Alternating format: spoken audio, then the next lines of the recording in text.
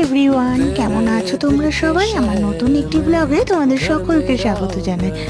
আজকে চলো সন্ধ্যে থেকে ব্লগটা স্টার্ট করছি। আজকে না বাইরে খুব বৃষ্টি পড়ছে আর অংশুকে, তাই আমি রান্না করার আগে ওকে একটু পাঁপড় ভেজে দিলাম আর তারপর আমি কড়াইয়ের মধ্যে ভেন্ডি পোস্তটা বসিয়ে দিলাম।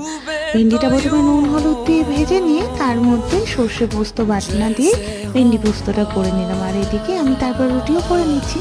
আর রুটি করতে করতে দেখছি পারমিতা মাসি একদম কাক ভেজা হয়ে আমাদের বাড়িতে এসেছে। কি না, তার আগের দিন অক্ষয় তৃতীয়া ছিল, তো দোকানে পুজো হয়েছিল, তো সেই কারণে বাড়িতে মিষ্টি দিতে এসেছে। তো সবার জন্য একটু মুড়ি চানাচুর মাখলাম, তাই মুড়ি চানাচুর আর চা নিয়ে বসলাম। আর এদিকে ভাত আর অংশুর ভাতও বসিয়ে দিয়েছি। আর দুপুরের না সব রান্নাগুলো ছিল বলে আমাকে রাত্রেবেলা তেমন কিছু আজকে আর রান্না করতে হয়নি।